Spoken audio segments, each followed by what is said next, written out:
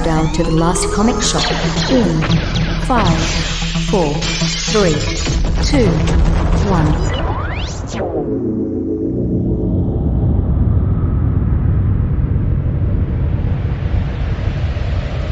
Dune, a desert planet, also known as Arrakis. Oh, I don't like Huh? sand. It's coarse and rough and irritating, and it gets everywhere. I think you're in the wrong movie. Hey, it's now time for more of the Last Comic Shop. And as you guessed, we're going to be talking about Dune or Attack of the Clones. I don't know, take your pick. But I'm the host with the most, Andy Larson, and welcome back to another week as I'm joined by J. Scott, Chad Smith, and the wonderful Mikey Wood. And we are reviewing a particularly interesting comic book, and it's very timely given that Dune, the movie, well, the new movie, for those folks that like the David Lynch movie, it still exists. But there's a new movie, and it's coming out on HBO Max this week. So in preparation for all the Dune goodness, we are covering Dune House Atreides, the first 8 issues from Boom Studios. Till we get to the prequel that won the House Atreides. But it made me start thinking, folks, about the fact this Dune House Atreides is a licensed comic book tie-in at its heart. Whether you think it's highfalutin or whatever, it's the same thing as My Little Pony or Transformers or, I don't know, any of the number of interesting comic books we've gotten over the years because some other organization had a toy or a TV show or a movie or something and said, we should make a comic book too. And so went to one of these comic book companies, and DC and Marvel and all the rest of the indies were like, sure, give us your money and we'll put out a book for you. And so it made me start thinking about that these licensed comic books are kind of both a curse and a blessing for the comic book industry. They're a blessing in the fact that they bring fans to the comic book tent that would not be normally reading comic books because they're interested in those other materials, and they're like, oh, I'll pick up this comic book because it's got my favorite characters in it. I have a buddy that right now, like within the last 6 months, has been like, hey, Chad, do you know anything about Apex Legends or The Witcher? But he's a big video game guy. And there are Apex Legends and Witcher comic books. And so that is what got him into the comic shop. Yeah. But at the same time, they're also somewhat of a little bit of a curse. Because although there are some very good licensed tie-ins out there, which we'll talk about on today's program, there's also a bunch of junk. I will be very honest. There's a lot of stuff that was put out there just to make a quick dollar. As a result, not the best talent, not the best art, not the best anything got put on some of these titles. So on today's program, we are going to talk about some of our favorite licensed tie-ins and some of our least favorite licensed tie-ins.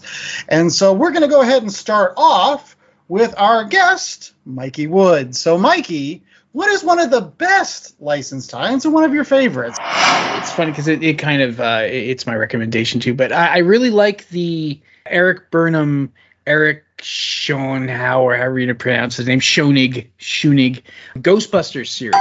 It's super good. The artwork's great. The story's great. All the characters sound like they should. It's from IDW, and it's been going on forever. That's the thing with licensed comic, if they're based on a movie or a TV show.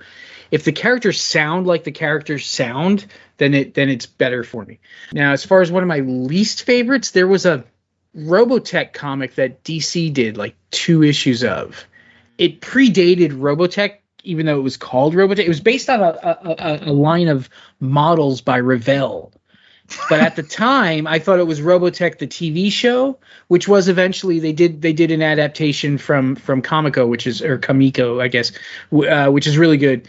But this Robotech is not Robotech. Like, there's no Rick Hunter or anything. It's just bizarre. I think Had I not known what Robotech was, I would have been okay with it. But I was already like knee deep in watching the cartoon when I was a little kid. So I went to a comic shop and I found these comics. And I got all excited, and it wasn't it. So. Yeah, you burnt them in your driveway. Yeah, no, I still have them somewhere. Okay. I should say I love licensed comics. Like I have the Man from Atlantis comics, Star Wars, and Power Lords. I just love that. I don't know why. All right, Chad, some licensed comic books you're both a fan of, and then maybe not so much your cup of tea. I'm going to double up both of these because I want to.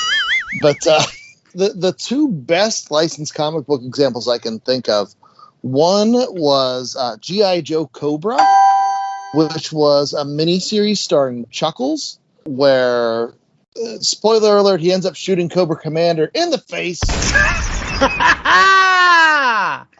It's pretty awesome. Or maybe that was the continuation. I don't know. But it was a really great, like, badass Chuckles story, which you don't expect that out of G.I. Joe. And then my other favorite, really well done licensed property was there was this 25-issue Lone Ranger series that I'm sure I've talked about on the show before, Yes. with Brett Matthews and... Not John Cassidy.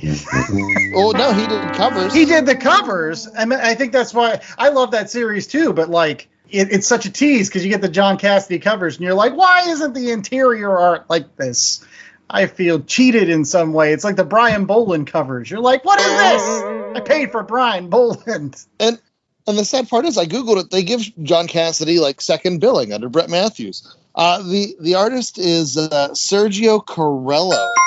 And for me, he was one of those artists where when you look at it at first, you're like, oh, it's okay.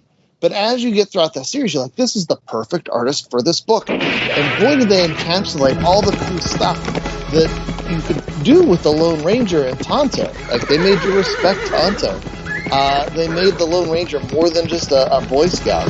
It's just a really great series with tons of pathos, and I'd highly recommend it.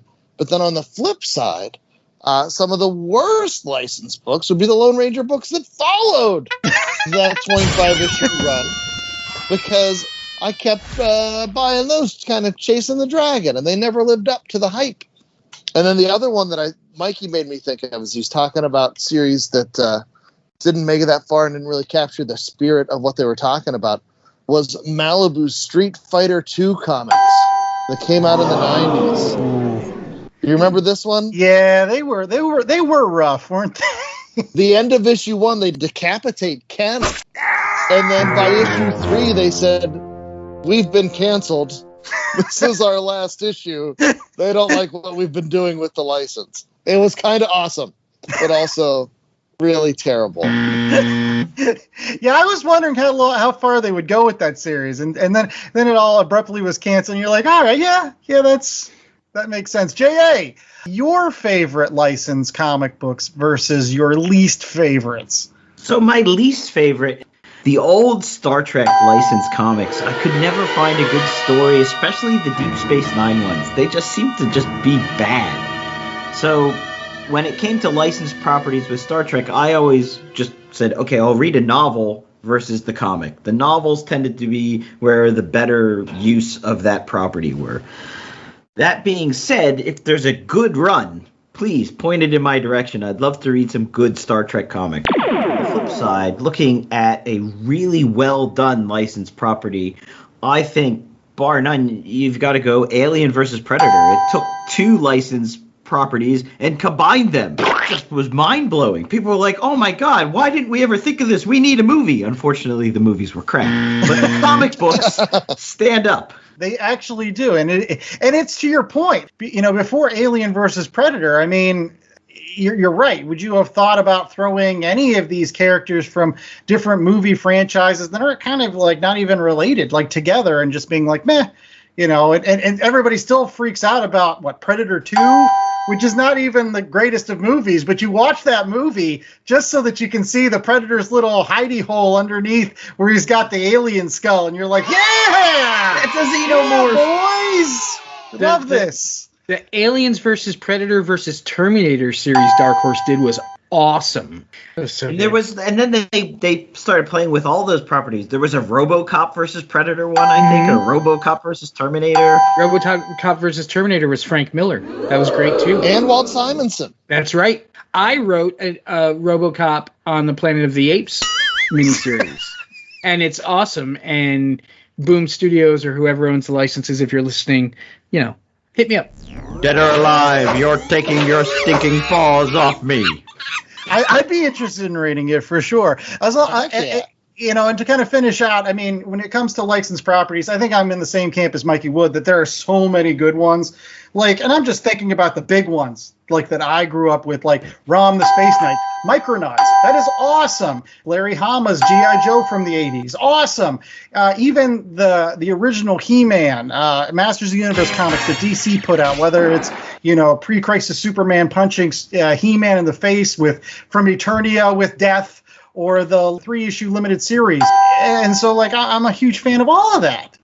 But there are times, too, where, again, back to Masters of the Universe, was DC came out with a series several years ago, and I think they were trying to shake off all of the kiddie-friendly, cartoon-esque filmation influence. And so basically what they did was they just tried to put Tila's ass out there as much as you could see it. You're like, here it is! All right, but it doesn't need to be Game of Thrones. It's He-Man. It's still for kids. I wasn't a fan, and it wasn't until Dan Abnett took over and kind of started doing this whole Eternity War and stuff like that it actually became more of a storyline that I could follow. But for the first 5 or 6 issues, I was just like, I don't know. You're just making She-Ra just be mean for no good reason, and nobody cares. It's He-Man. Just have He-Man punch Skeletor a couple times. I'm on board with that. IDW, they did a really great crossover called Revolution, which is all of the Hasbro things, like Mask and G.I. Joe and Transformers and ROM and all of these Hasbro properties all crossing over with each other, and Micronauts, and it was a lot of fun. And that resulted in a San Diego Comic-Con exclusive set of G.I. Joe and Action Man and the Micronauts. And ROM. Yeah. Yeah. And a dire wraith that looked like it was Doc from G.I. Joe. It was the best.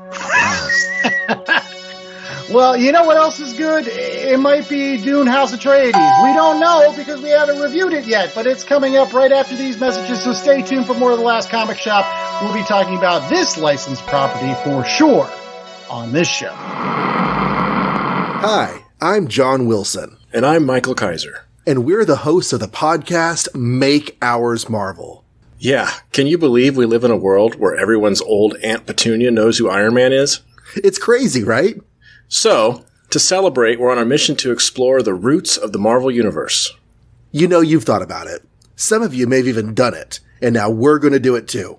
We're diving back into the long boxes of Marvel's history and podcasting our way through the whole universe. All of it. Every superhero issue. And, if I can convince Mike, we'll even do Sergeant Fury. And it's not going to be one issue per episode. That'd take forever. It's still going to take forever. But no. We're going to talk about as many comics as we can in an hour. Yep, an hour and, maybe a little change. Every week, Marvel Comics. So it'd be super cool if you came along for the ride. Look for us every Friday at MakeOursMarvel.com. That's MakeOursMarvel.com. Or on iTunes and all the other usual podcasty places. And if you want to read along with us and send us your thoughts, we might even read emails. So until Avengers Infinity War gets a spin-off Warlock in the Infinity Watch TV show, Make Ours Marvel. All right, we're back with more of The Last Comic Shop, and it is now time for our Read Pile Review. Yes, it is time to talk about a comic book in order to get you excited about a movie. And it's a good one to get you excited about a movie because this is all prequel stuff. So, if you wanted, the Phantom Menace version of Dune, you've come to the right place because that's what we're going to give you. Jar Jar Binks and all, I guess. He would die on Dune. There's no water there. He's completely aquatic. He would be like, Misa in a bad price. He's a Sith Lord. He can handle anything. Oh, that's true. Chad does think he's a Sith Lord secretly. Manipulating everything. That's right. Manipulating our emotions in bad ways. Anyways, we're not here to talk about that licensed property. We're talk about Dune and House Atreides. So we're reviewing the first 8 issues. J.A. Scott, who did Dune House Atreides? Okay, so Dune House Atreides is really a comic book adaptation of the Brian Herbert and Kevin J. Anderson novel, which was one of the 3 prelude to Dune books they put out in the late 90s, along with House Carino and House Harkonnen.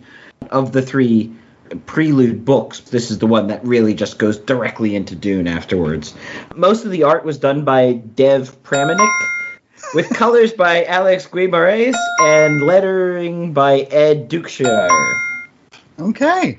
It is a comic book adaptation of a novel, which is supposed to be, again, a prequel to the novels that Brian Herbert's father wrote, Frank Herbert, which is, again, he's the guy that came up with this whole Dune. I think, how many books did Frank Herbert write? Like, is 6? Did he write 6 in all? 7. 6, I think. What's 6, and then the 7th was in final draft when he passed. Okay. And they put it out with Brian Herbert's editing.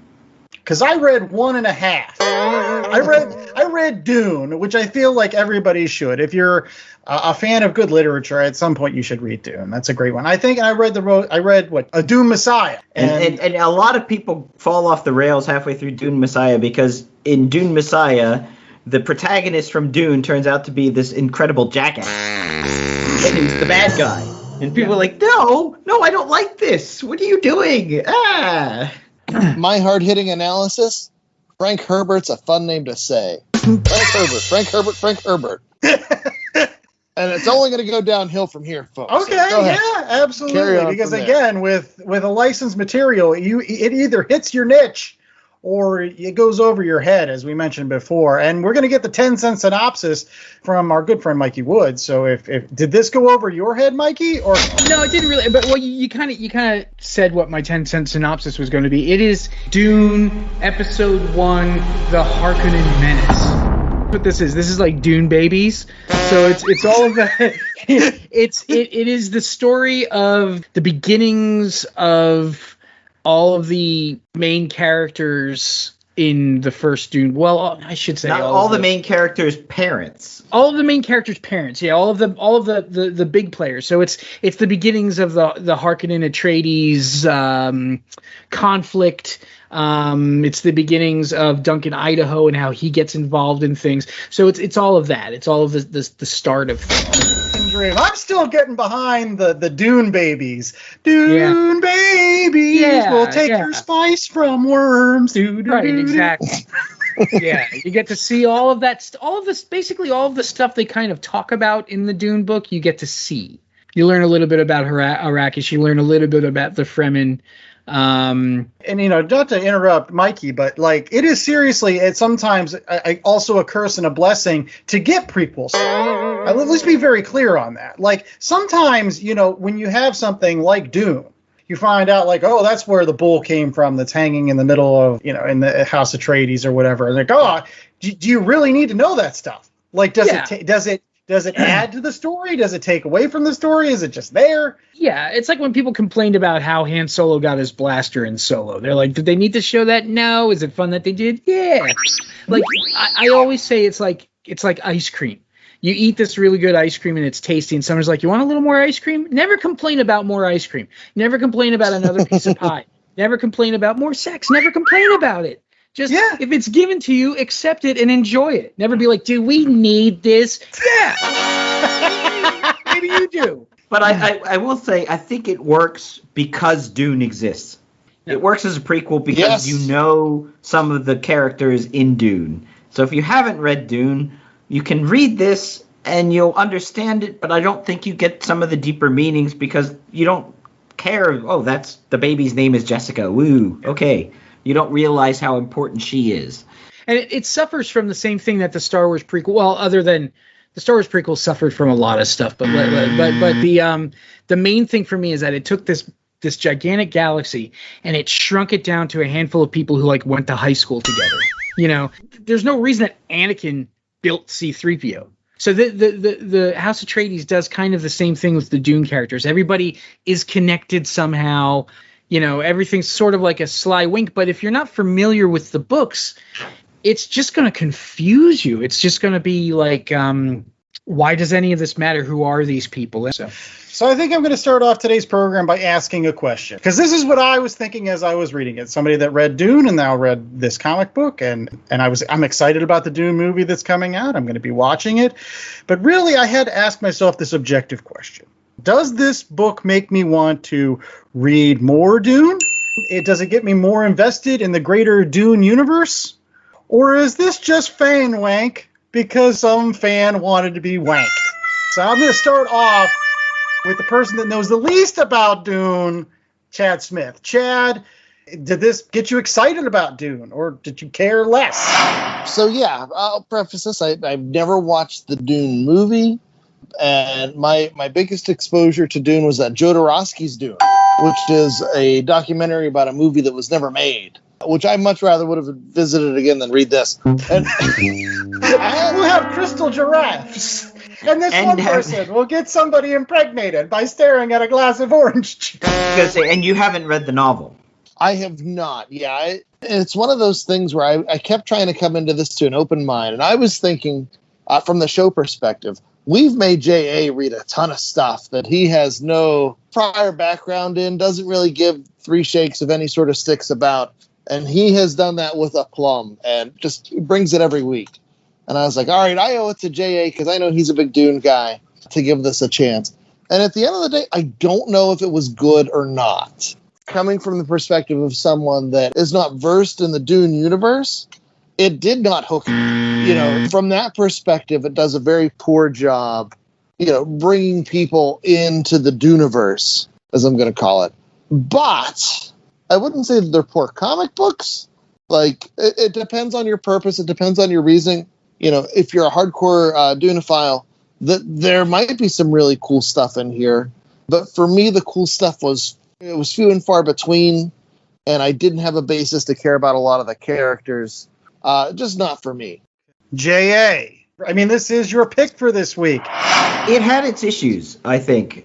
Some of the art was fantastic, especially, those full-page space scenes where you see the highliners and the planet. I mean, that's what I think was missing, some of it in the visual elements of the original Dune movie. And what I'm so looking forward to in the Denis Villeneuve movie is just the visual aspect of this universe, because that's what's so great about Frank Herbert's writing.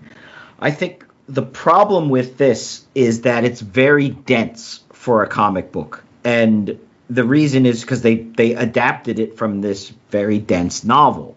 And one of the critiques of the novel had been that Dune, the original, was a fantastic science fiction book written by a fiction author.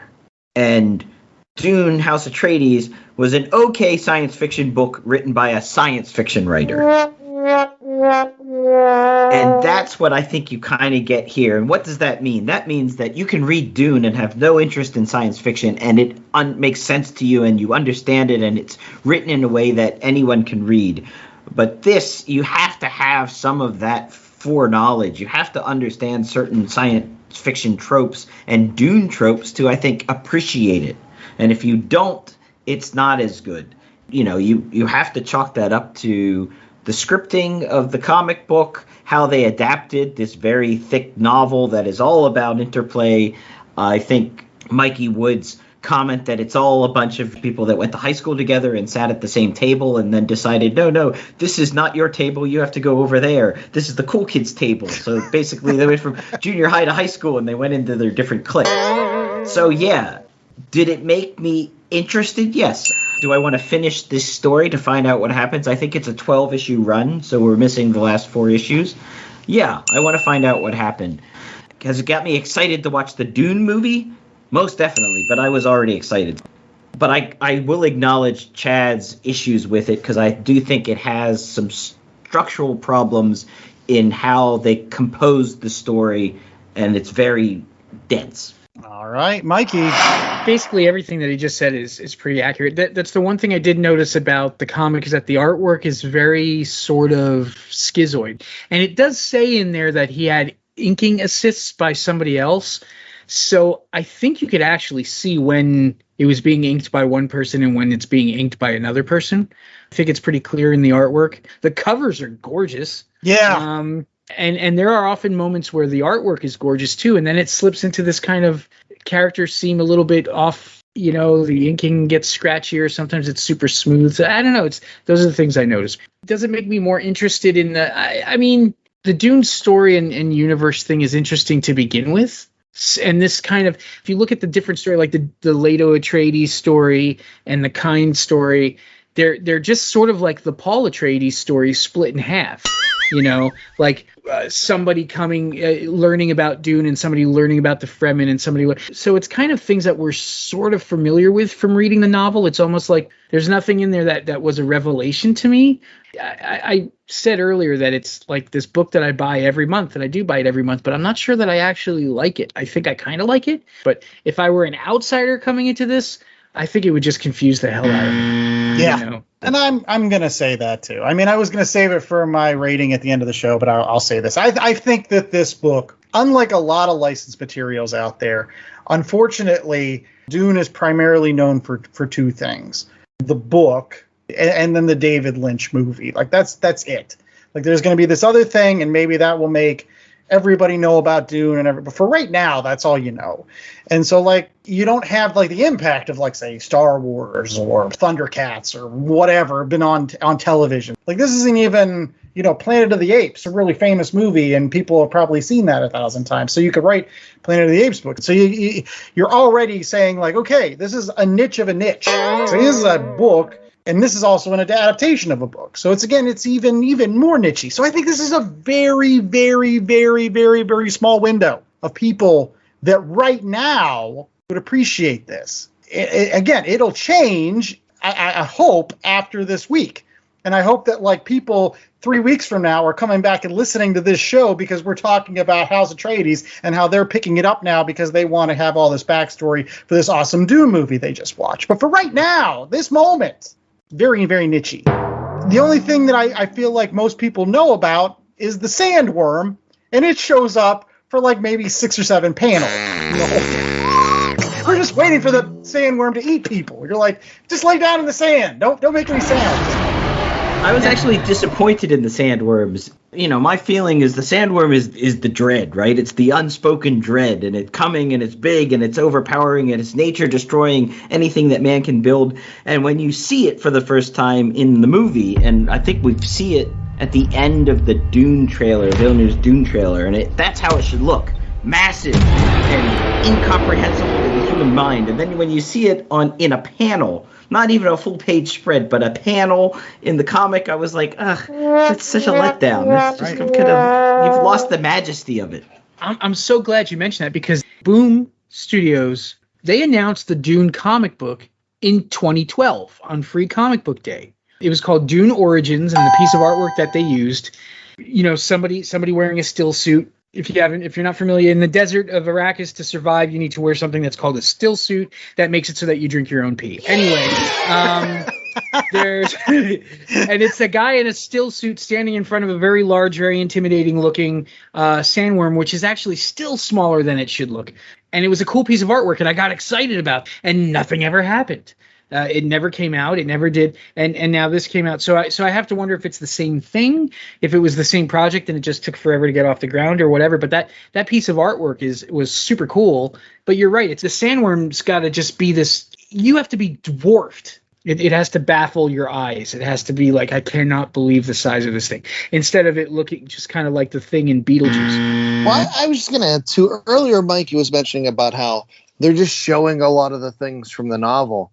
I thought there was a lot of telling in this, and it was very awkward. Like, to go back to Jay's point about this was a sci-fi writer writing a story, you know, it was very clunky at points. And I was thinking, oh, it's because of the transition from novel form to comic form. But I really don't think they took advantage of being a comic book. And that's something that the best translations, you know, they're going to pull out those elements that work best for the particular medium that they're in. And I didn't see that happening here. Well, I mean, and you bring up a good point, Chad, because we've even done other comic book adaptations of famous sci-fi novels on this particular program. I mean, you take this book, compare it to the adaptation of Slaughterhouse-5 that we did, which does a lot with the art, taking some of Kurt Vonnegut's prose and not having it word for word out there, but using the visual medium to actually tell the story, or at least parts of the story that are important. Like, again, the bombing of Dresden, where just like they talk about, it looks like the surface of the moon. You got to see that. You got to see that. To Jay's point, you don't get to see how massive these sandworms are. They're in a panel or 4. You're right. Everybody's just talking. Like, they're just talking. Benny Gesserit show up. Oh, they're just talking. Oh, you gotta fill me with babies. All right, you're just talking. They're supposed to be exciting, right? The Bene Gesserit sister. I always imagine that the Bene Gesserit sisters have to be like super creepy, and that's one of the things that I think the David Lynch movie got kind of right. I like they're kind of weird and scary, and I didn't get that vibe in the comic. I didn't get this. They're these weird witch nuns, and they're like bizarre, and they're trying to genetically engineer their messiah. Basically, is what they're doing. Yeah, and I think David Lynch movie got it to a bit, but I think the way the book was very much about religion. There was all this element of religion in the book that gets, I think, washed over or tapped down by studio execs when they're making these movies for mass consumption, because let's tread lightly on this. This is a little bit too, we don't want to offend, certain people that might want, and I think when they do that, you lose some of the bite of what Frank Herbert was trying to say with Dune. Yeah, plus that was weird, that weird witch nun. It's like, yeah, we're going to do it, and I'm not going to like it, and you're not going to like it, but we're still going to do it. Get ready. But that was the whole goal. Like, why I don't get it. Like, he still did it. Yeah, he still did it. He did. He's just like, I'm going to do it, but on my terms. I imagine the dialogue is all directly from the book and things like that, but it just seems like Brian Herbert doesn't exactly have the sort of, what am I trying to say? He can't write like his father. He doesn't have like the new one. There you go. See, Chad, that's awesome. The nuance. This is more of a story about like who people knew and where people came from, and all the awesome, like, let's make artificial spice and let's show all the technological marvels of the Dune universe and whatever. But you don't even see some of the coolest stuff. Like, in these first 8 issues, you don't even see like the navigators. Yeah, and they talk about the how it makes a jump, and they just kind of draw it as like, the ship is not in the panel anymore. Like, it's just that would have been a great chance to use comics to visualize something and have fun with it. You're folding space in on itself. You could do all this geometric stuff and have the thing, but no. Well, I think we've talked enough about this on our initial thoughts. I think it's time to get to our ratings. So make sure that you tune in after these commercial breaks for that section of The Last Comic Shop, as well as our recommendations. Other licensed comic books that you should check out. We still haven't finished talking about that. Stay tuned. Looking for a podcast all about nerddom? Want a podcast with an emphasis on representation? The Nerd Alternative is the podcast for you. Join me, Ram. Me, Hassan. And me, Levi. 3 black British nerds tackling the pop culture we love and sharing why we love them. The Nerd Alternative, a sweet melting pot of all things nerdy. Have you ever been reading through a stack of comics and thought, maybe I should see what this Arkham Asylum game is all about? Or been playing Marvel vs. Capcom and felt like you were at a real disadvantage since you didn't know who half the characters were? Well, Play Comics is the show for you. I'm Chris, and each episode we take a look at video games based on comic properties and how well they stick to that source material. So whether you know the comics and want to know how all these games work, or you know the games and want to find out where all this craziness came from, go check out Play Comics at playcomics.com or wherever you find your favorite podcasts. All right, we're back with more of The Last Comic Shop, and it is now time for our ratings, where we all collectively ride the worm to another rating. And, of course, Jay Scott gives us a great 1 out of 4 scale every week to rate these comic books. And so Dune House Atreides is getting a number. A number of what, J.A.? Like the sands through an hourglass. I was going to say that, but no.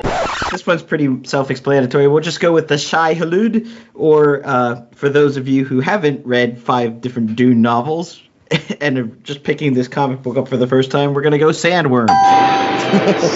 And do read God Emperor Dune because it's absolutely bonkers. Like, that book is nuts.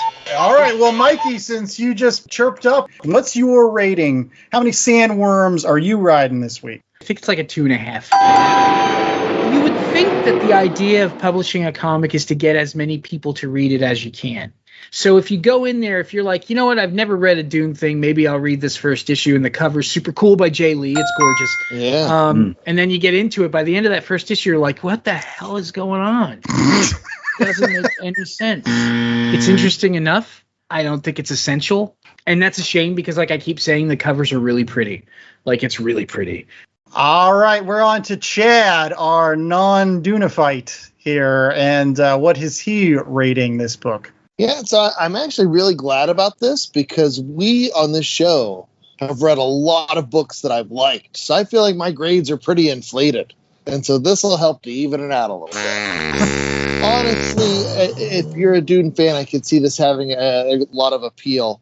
But for me, it just didn't do it for me. So I'm going to give it 1.5 worms. All right, J.A., it was your pick.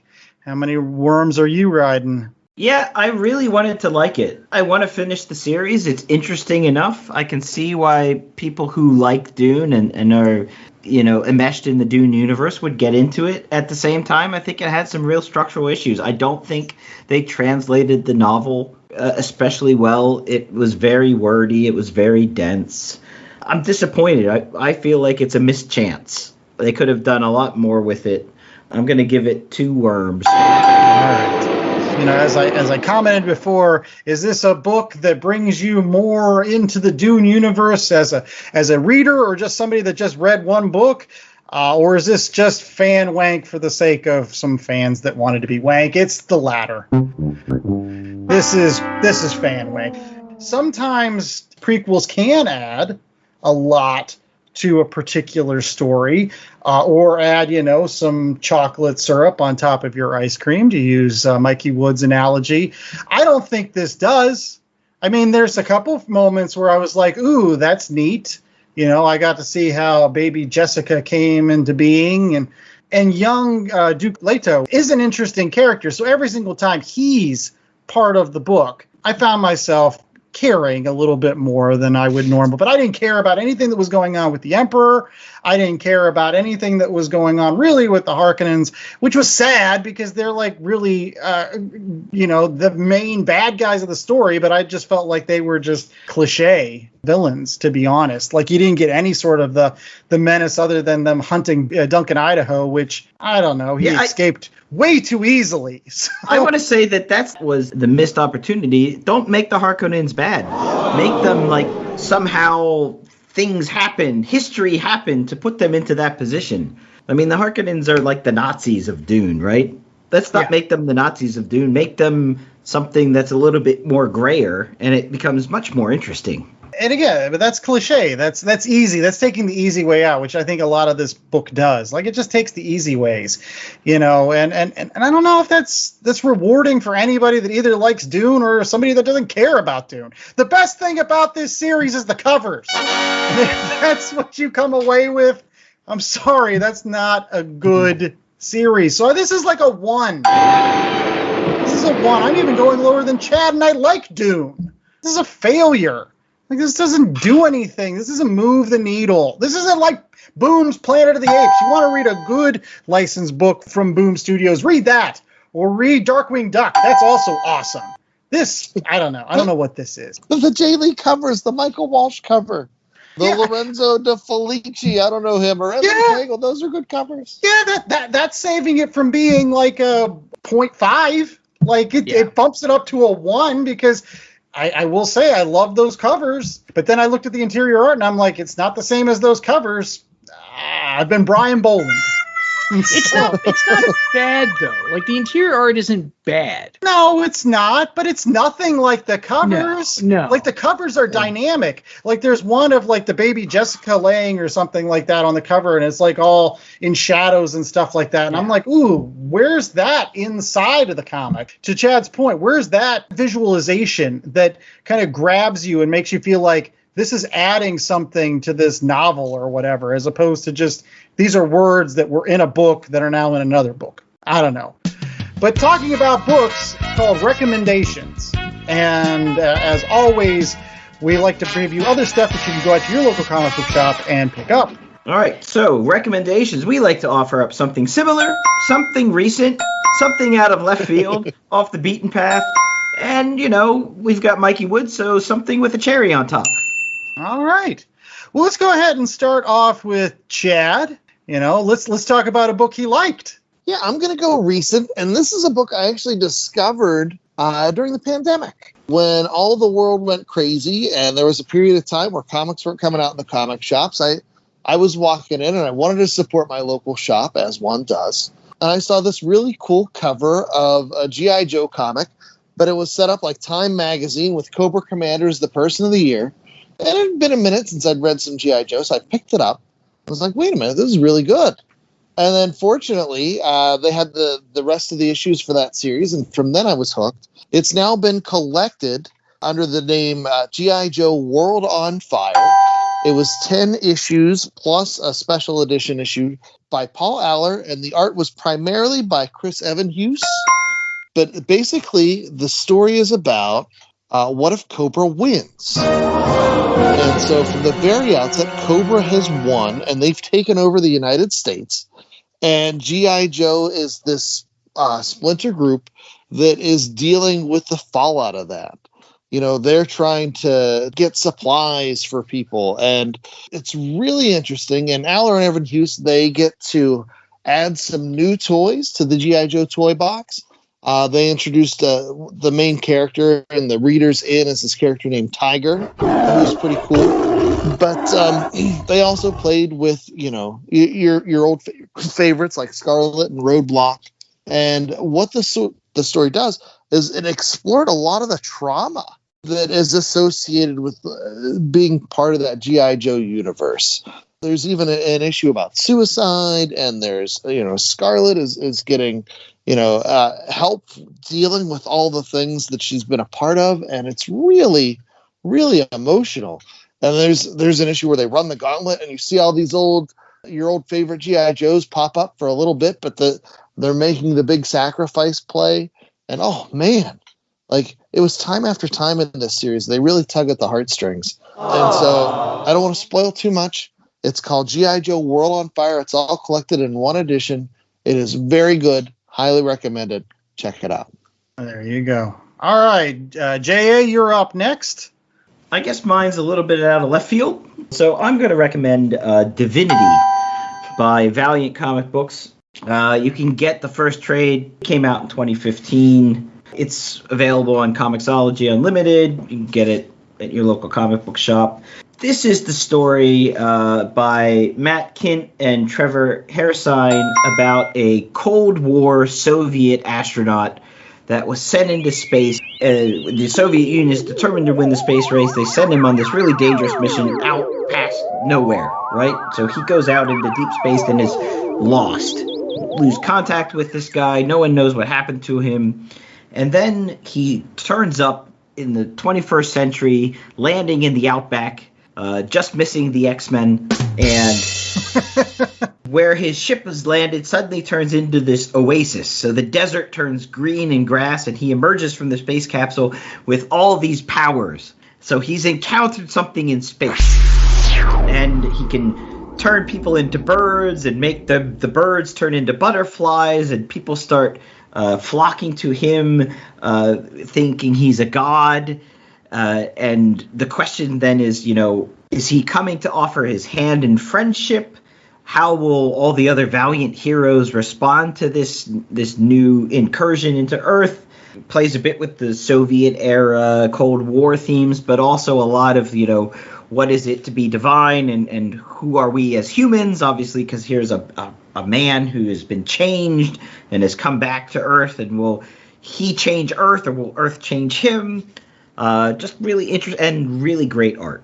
Yeah, absolutely. And it's not surprising that you like this book so much, because to be honest, when this book came out and I was watching Valiant at the time, I immediately thought of you, because I'm like, oh gosh, Valiant doesn't have Solar Man of the Atom, and they need their God character to tell God stories, so they came up with Divinity. It's pretty much their stand-in for Solar Man of the Atom, for all intents and purposes.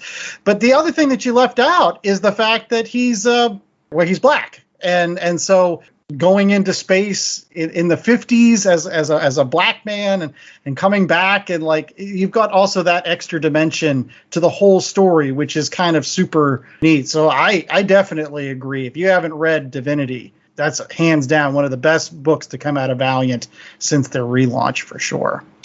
So I'm coming up next, and it's going to be, I think, a similar book, just simply because it deals with space and it deals with licensed materials. And what does everybody love but a good old-fashioned Star Wars comic book? Yay! And what's better for me, as a longtime Star Wars fan and comic book fan, than the original Star Wars comic books from the 70s and 80s that I grew up with. If you ask me what were my top 3 comic books when I was a young lad of 4 or 5 years old, first coming into the comic book scene, it was Amazing Spider-Man, it was He-Man and the Masters of the Universe, and it was Star Wars. I read so much Star Wars comic books when I was a little kid. And so to get an epic collection such as the original Marvel Years, Volume 1, which collects basically the first 23 issues of the original Star Wars comic book that Marvel put out,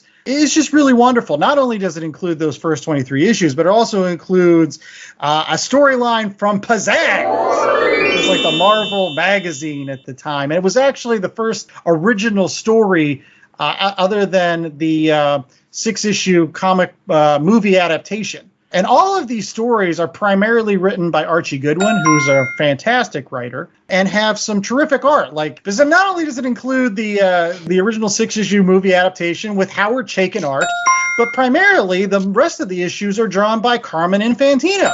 Plus, it's got a couple issues drawn by Walt Simonson. And I think the best part about these first 23 issues is Darth Vader doesn't show up until issue 21. So for the first 20 issues of this book, it's just like all the other people. It's like, we don't even have Darth Vader. We're not even going to talk about him. We're going to talk about Crimson Jack and, I don't know, Han Solo joining forces with like a Magnificent Seven to save some planet from, I don't know, big monsters or something with a giant space rabbit. What is it, Jackson Jax? I forgot what his name is. Yeah, everybody hates him, but I love him. I love him to death. And another failed Jedi, Don. What was his name, Mikey? Don Quixote. And he carries a lance and wears armor. Like, it's not good at all. No, it's wonderful. Don't listen to Mikey Wood. It is terrific stuff. If you have an opportunity to pick up the Epic Collection, again, Volume 1, it's got the first 23 issues, plus this awesome storyline from Pizzazz that's got, like, mutant children in it. It's great stuff. It's all before 1979, so it's even before Empire Strikes Back. So it's all like the stuff where they didn't know what they were going to do with the Star Wars universe at that time. They just were putting out comic books and making money. And this made money. Jim Shooter went on record saying that this Star Wars comic book was the only thing keeping Marvel in the black for several years in the 1970s. Without this book, they would have gone under. That's right. Jackson, Jaxxon. Yeah. Red jumpsuit, green buddy. And I think they finally did make a figure out of him, right? Finally made a 6-inch one.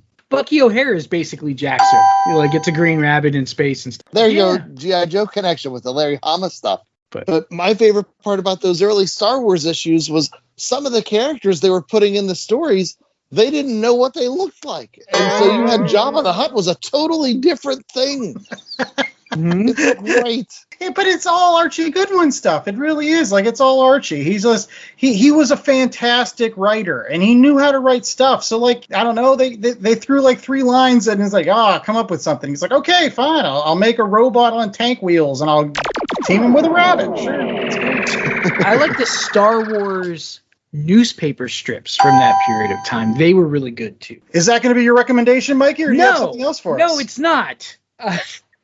My recommendation is going to be Ghostbusters crossing over. I mentioned the Ghostbusters comics in the beginning of the show, and the crossing over miniseries was it was 8 issues, and they have it in this fancy trade paperback. So and what it is like in Ghostbusters they have acknowledged multiple realities. So they've acknowledged that the Lady Ghostbusters are in one dimension, and you know the real Ghostbusters cartoon is another dimension, and the Extreme Ghostbusters is another dimension. So all of the different variants of Ghostbusters actually tie together, and they've crossed over before, but this is a big, massive crossover thing, and it has all of the different versions all meeting together to solve the same haunting situation. And I thought in Ghostbusters you're not supposed to cross the streams. You're not. No, but the Ghostbusters thing, it's really cool because it has opened the door for some crossovers that are super fun, like the Ghostbusters Teenage Mutant Ninja Turtle crossovers. Those are fun. The one that they did with Transformers that I didn't particularly like, but you might dig it. But this one is a blast, and it's written by that same team, that Eric Burnham, with art by Dan Schoenig. And what's cool is that Dan sort of changes his art style to fit the characters that they're drawing. Like the Egon from Real Ghostbusters looks like Real Ghostbusters cartoon and things like that. So it's fun. It's a lot of fun. I recommend it. And there you go. I will second those Burnham and Schoening Ghostbusters issues, as I've read a ton of those. And we talked about licensed properties before, how sometimes some of them drift into fan service and some of them are good books. I think Burnham and Schoening, they do a great job of capturing the essence of the Ghostbusters characters. Like, if you were a fan of those original movies, they really tickle that itch where they're expanding the universe, but not so much so they're stepping on the other movies or the other things that have come out as a result. Like, they really thread that needle really well. Yeah, the only thing that was ever weird to me is how, like, in Real Ghostbusters, Egon gets a blonde pompadour, which, like, Harold Ramis has absolutely nothing like that. It was like issues. They didn't have the rights. Oh, and that's sad. And we've got another Ghostbusters coming out, which will continue with a younger generation and things like that. I personally really dug the Lady Ghostbusters. It got a whole lot of flack because male fans of things are terrible human beings. But the movie was quite fun. Maybe not but anyway, this is a nice mix of everything. I think it could have used like 1 or 2 rewrites. I liked the characters. I thought the actual Ghostbusters characters in that, I thought the ladies were really good. I thought they were done a disservice by the script. I don't think the script was up to par. Yeah, no, those Ghostbusters, and it's not just one straight up series. It's a series of mini-series. But that creative team in particular, they've been working on that for, over a decade now, I feel. And they've put out quality story after quality story that takes what you want and what you love about Ghostbusters, and really they have a ton of fun with it. Yeah, and it's great for the Halloween season, right? Yeah, right, there you go. We always wanted to say one of those creepy crawly books every single week, for the month of October, and that's your creepy crawly book. Is a good Ghostbusters book, so go pick that up.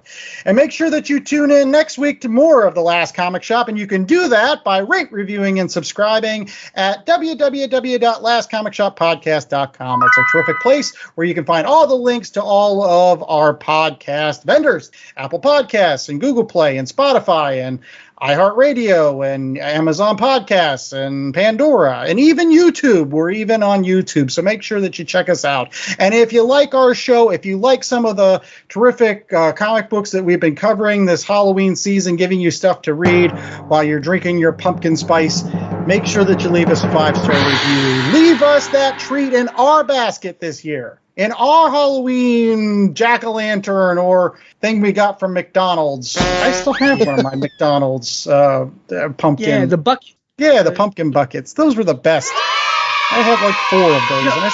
And well, if you want to see more stuff like that, you can also follow us on social media. You can find all the links at our website at lastcomicshoppodcast.com. But we are on Twitter and Instagram at Last Comic Shop, and we're on Facebook at Last Comic Shop Podcast. And we're just floating around posting things from time to time. Yeah. And also available on our website is a link to our merch store, where this week you can get a still suit. So if you want to drink your own pee, Have at it. It's better than keeping it in mason jars, I guess. Just put a big straw in it. But no, we've also got that terrific Last Comic Shop t-shirt specifically for the Halloween season out there on our website right now. Again, it is only going to be available through October 31st. So if you want this limited edition Last Comic Shop t-shirt for your Halloween extravaganza, make sure that you go out to the website today and pick it up. And while we may be the Last Comic Shop podcast, we don't actually want to be the last comic shop. So there are plenty of shops near you, most likely. You can find them, if you don't know, by going to the Comic Shop Locator, www.comicshoplocator.com, where you might find a place that has things like Dune, the House of Atreides, or you might find G.I. Joe, World on Fire, or Valiant, Divinity, or Ghostbusters, Crossing Over, or even Star Wars, the original Marvel Years Epic Collection. All that and more is potentially waiting for you at your local comic shop. And one thing that you can't get at comic book shops, but we wish you could, is the wonderful works of Mikey Wood. But you can't get the wonderful works of Mikey Wood other places. So, Mikey, where can they find your terrific comic books every single day? The two graphic novels that I did produce are available through Amazon print to order. They are called Hate Your Friends, which I did with the incredible Kristen Blank, and Pack of Lies, which I wrote and contributed artwork to, as well as many, many other local Pittsburgh artists. El Phantasma is on graphite.com. You can read the whole thing there.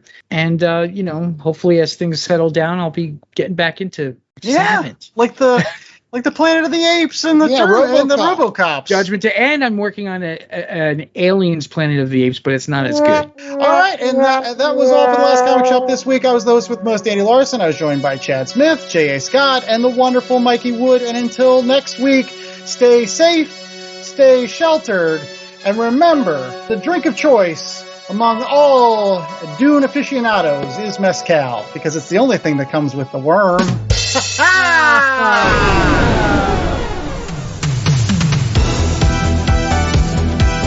The Last Comic Shop was a 2021 Black Angus production.